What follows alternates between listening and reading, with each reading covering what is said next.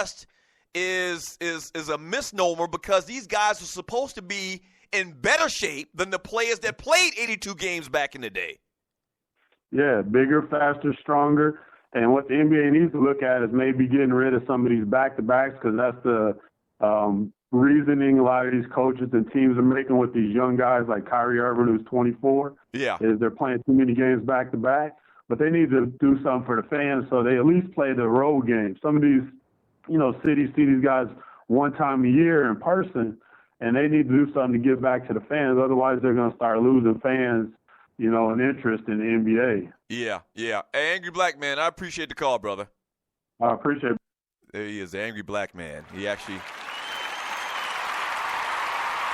called the show and had something good to say. You know what, man? I think that the only problem is stats. Like I'm thinking that Adam Silver, the NBA, if this continues, I think they might look at lessening the amount of games they play in a season. Okay, what if they did this? What if they took it down to 72 games as opposed to 82 games, and they spread it out? They spread the games out, over the same amount of times that they do right now. Okay? You understand what I'm saying? So instead of playing 82 games, you take away 10 games to 72 games in the season, but you play the same amount of time that you would have played for an 82-game stretch, which means you have more days in between games. You'll be able to play or have more breaks in between games. And then if they were to do that, there shouldn't be any type of complaining. There shouldn't be any argument for resting players. Bottom line is this, man. You have to play your players. Fans are the reasons of why you have your games, why you have the lifestyle that you have. It's because of the fans. And I know, yes, you ultimately want to win a championship. And I always, rail against people that are happy with just making it to the playoffs. And it should be about winning championships. I get that. I understand that. But period, point blank, man, the fans buy the tickets. Period. And if I pay my ticket, man, and I have to watch, the third string center on the bench play the majority of the game or even start in the game. A lot of these guys, they'll sit down starters, man, from the very beginning, and they'll play, these crappy players from beginning to the end. If I got to pay my ticket and I come and see that crap, man, I'm going to want a refund. Period, because it seems like some type of shell game, some type of sham going on. I just hate it. I'm sorry.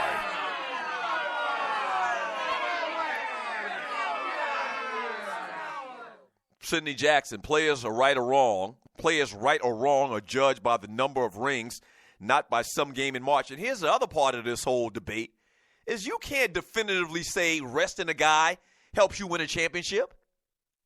You can't. You can't say that if you rest a guy that that's going to help him as far as injury. You can't definitively say that. You might think that. You may think that a guy might be more healthy because he's had more rest, but you don't know that. Okay, we go back to the example of the era of the late 80s and the early 90s. Those guys played 82 games.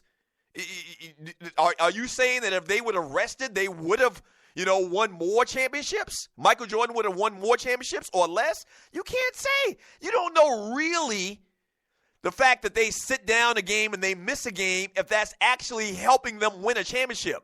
The argument is always from the people that are in support of this is helping them win a championship. You don't know LeBron and Kyrie and Kevin Love not playing the other night means one thing, one rat's ass, amounts to one iota of them winning a championship.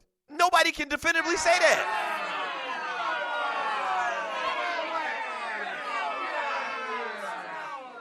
Like this statement Sidney Jackson says in the chat room on Spreaker.com, players right or wrong are judged by the number of rings, not by some game in March.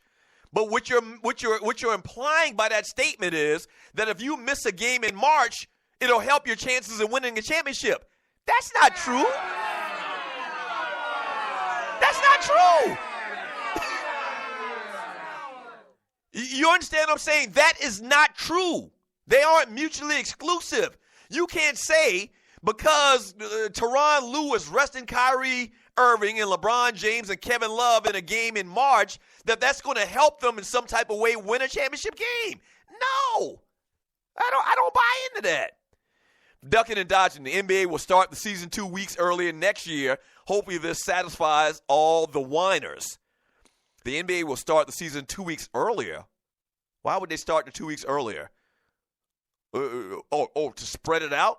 So you'd increase the season by 2 weeks, thus helping you to spread out games a little bit more? Okay, fine. I think they're going to address it. I think they're going to do something because you got to stop this. You got to stop this right now. You got to, like the great Barney Fife says, you got to nip it in the bud.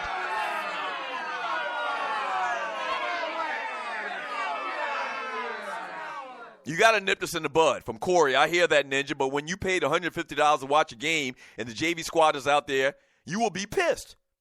Very simple. If I pay money, and these NBA games aren't cheap, period. Even if it was cheap in some people's eyes or whatever, it's my money, so damn it, I value my money.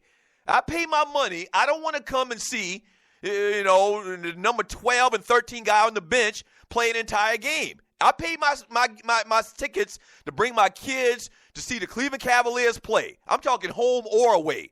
They keep talking about how they shouldn't do this on away games more so than home games because home games, the fans, see the team more often. No, I don't even buy into that. That's taken. You're taking into account, or you're believing by making that statement that families come to all of the Cleveland Cavaliers games, or they go to many Cleveland Cavaliers games. I promise you, there's a family in Cleveland, Ohio, that comes to one game a year. That they probably save up all their damn money to come to that one game a year. They don't have season tickets. They come to one game a year because it's expensive.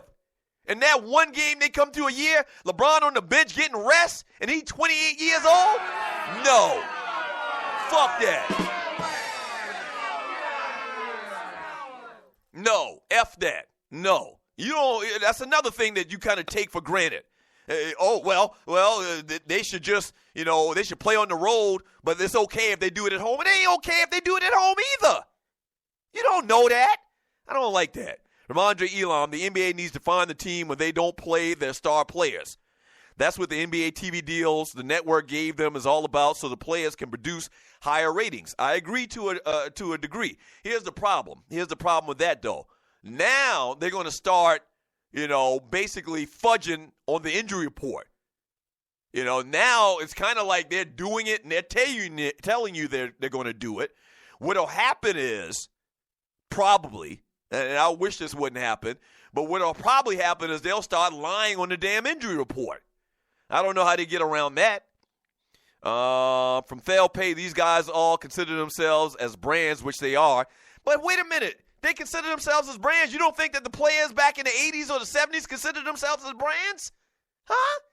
It's almost like today's players, there's more, they have more prominence, or they're more fragile, or we should handle them with kid gloves more than we did in the players back in the day. What?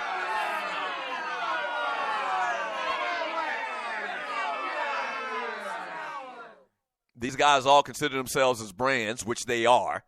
All right, they are. I agree, they are. That doesn't mean that the players back in the day weren't brands either. But I think it relates to that Derrick Rose statement of keeping the body safe, healthy, not wearing it down for BS games. They could care less about the fans. Ultimately, that's what it says. It says that the coaches don't care about the fans. The organizations don't care about the fans.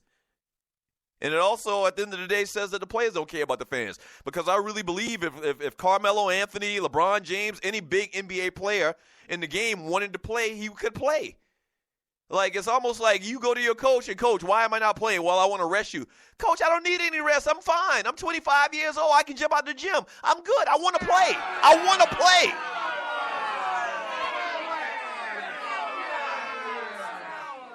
I want to play. I wonder what would have happened. Let me give you a scenario, and you're listening to the Doug Stewart Show. I wonder what would happen if LeBron James's first cousins and them were traveling in town from California to Cleveland. You know, LeBron didn't pay for this. Or maybe LeBron did pay for it. LeBron James got this group of cousins, 3 or 4 of his first cousins coming from Los Angeles, California. They had this, pinned on their calendar all year long that they were going to go to this particular Cleveland Cavaliers game in Cleveland to watch LeBron play, to watch their cousin LeBron play, you know. But then it comes out a couple of days earlier that Tyronn Lue is planning to bench and rest LeBron James in this game. You don't think LeBron goes and tells Tyronn Lue, look here, my family coming, man. I'm going to play in this game. Of course he does that. What's the difference between that and the regular everyday fans?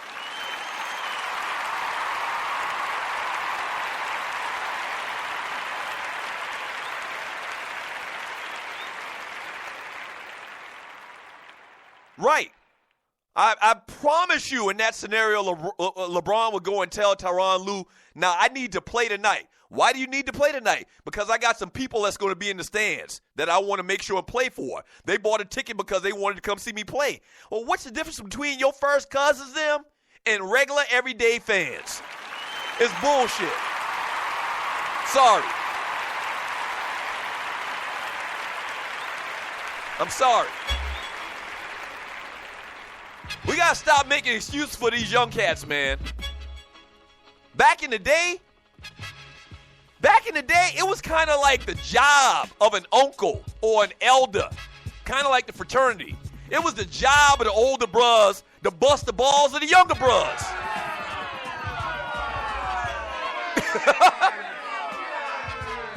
That's right. That's my job. When I go back, I ain't patting everybody on the back or whatever. When I go back to homecoming, I don't pat everybody on the back or whatever. Y'all doing a great job. I bust their balls so they can keep their shit together. But now it's this sense of if you say anything negative, which considered negative, you're a hater. Instead of it being constructive criticism, you're a hater. Oh, well, these rappers, they ain't that bad. Leave them alone. They are bad. They suck.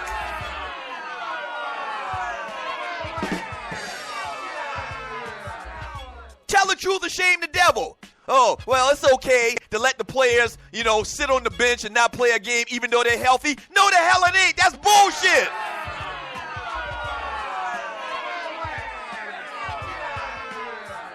Stop babying the younger generation, man. Keep it real. Keep it real. We allow this stuff to happen. Everything is cool. Everything is okay. Everything ain't okay. Everything ain't cool. Stop it. This ain't cool. And I don't even know why I'm getting that upset. It don't even concern me. But I just hate this type of thing, man. I do. I always got excuses for these young people. So what? They soft as baby doodle in 2017. Things are different. So what? We got to accept that they soft? I don't have to accept that shit. I ain't got to accept that. That ain't cool. Back in 3 minutes. I'm sorry.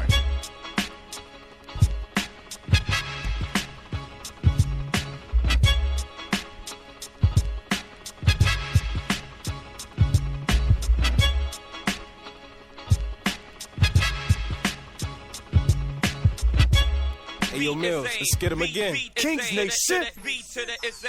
Spot rated. Mills. Spot rated, y'all. Yeah, listen, boy, skills, y'all. I ain't skills, nah. I don't rep the beat. I ain't the cat that came out and made you want MC. I ain't the cat that did it alone, had no help. Carried the whole state on his back by himself. When P was the verb lord and Tim had a small frame. Before Missy came and got you wet in the rain. Was them raw metaphors that was picking your brain. It was a cat from Richmond sickening with a flow insane.